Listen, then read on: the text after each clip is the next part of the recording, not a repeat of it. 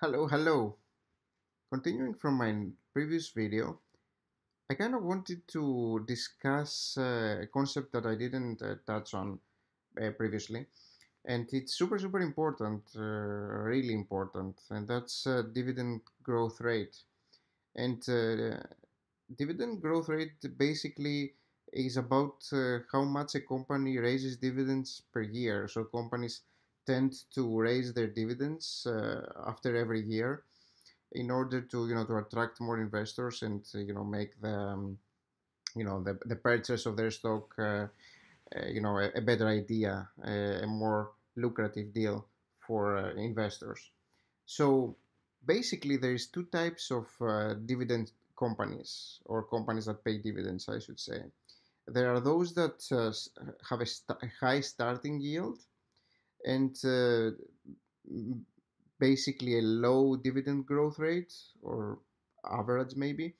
And there are those that have a lower starting yield and a higher dividend growth rate. So it's a little bit unlikely to have both because it's not sustainable, right? And again, we're gonna be talking about sustainability in different videos, dividend sustainability. But for now, we're gonna focus on dividend growth rate. We did discuss how dividends are getting paid and how the the payout is calculated. So you should be feeling comfortable about calculating how much you're gonna be getting in dividends if you buy a stock with today's payout amounts per quarter. And you can kind of get an idea by looking at tables like this one on how much you will be paid like 5 years later, about, if you picture that the company is going to be raising the dividend at similar rates, right? And so in this video, I kind of wanted to examine two different companies that are following different paths in terms of dividend growth and starting yield. So the first one is Procter Gamble, which is obviously a very large company and a great company, which pays a high yield, as you see here, a relatively high yield. Right now is at 3.6%, and in 2011 it was at 2.5%. You got to remember that this is relative to the price at the time, right? Because the yield is relative to the price. However, it's not relative to the amount of stocks that you own. So back, as we discussed in the previous video, right? So back in 2012, 11, you owned 100 stocks, you're gonna be paid 100 multiplied by this value. And same here, 100 multiplied by this value.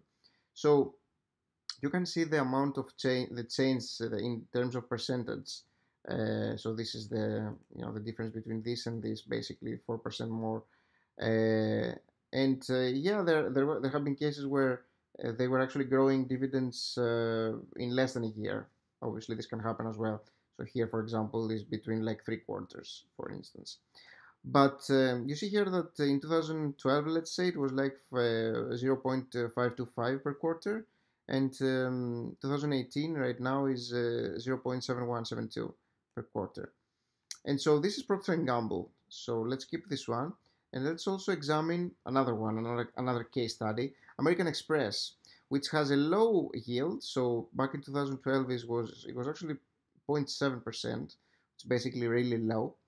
Uh, but it has a very high dividend growth rate. So you see here that's like 13%, 11%, 15%, 11%. So pretty high dividend growth rates and yearly dividend increases, basically, in terms of rate, with 2017 basically being their lowest one. So maybe the next one is going to be better, who knows. But let's actually calculate something more concrete here.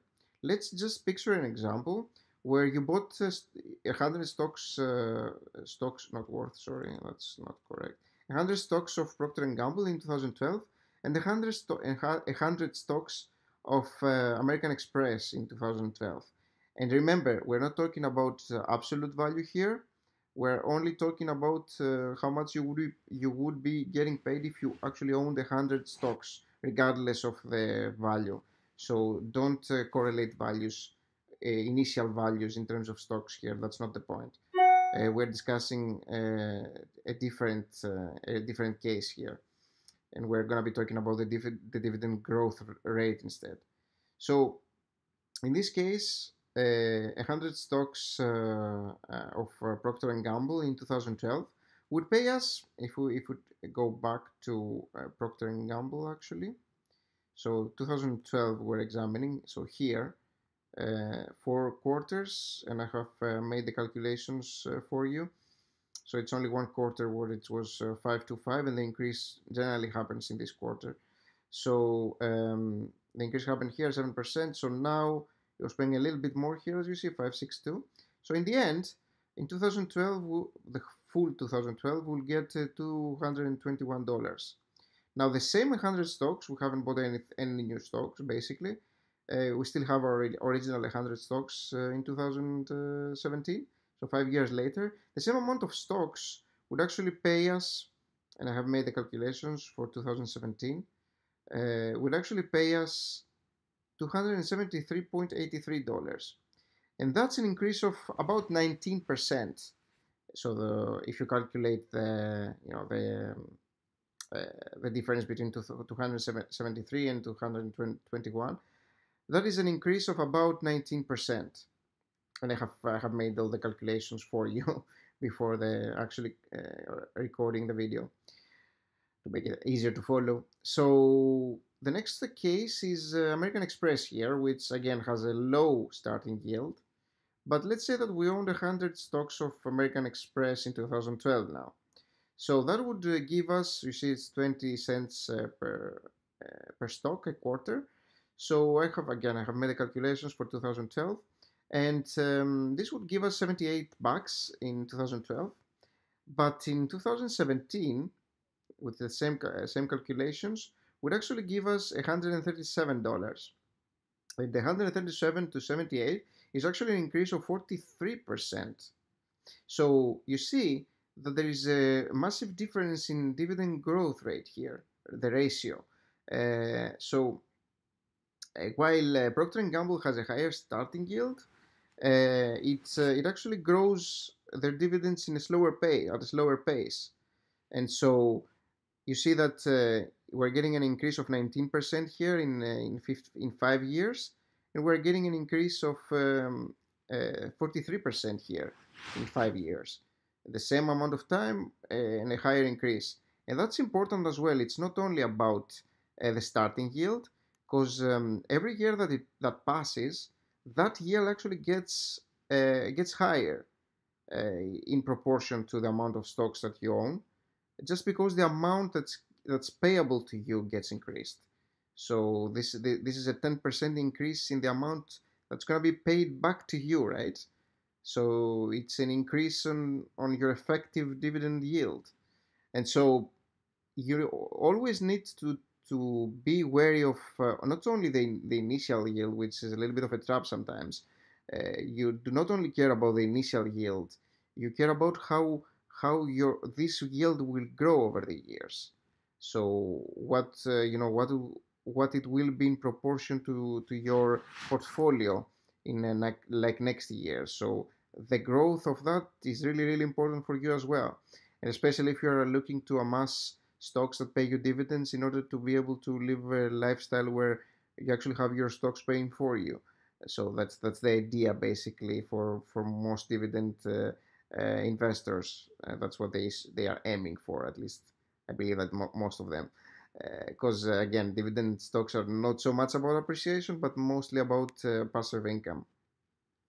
So yeah, that's what I wanted to explain in this video.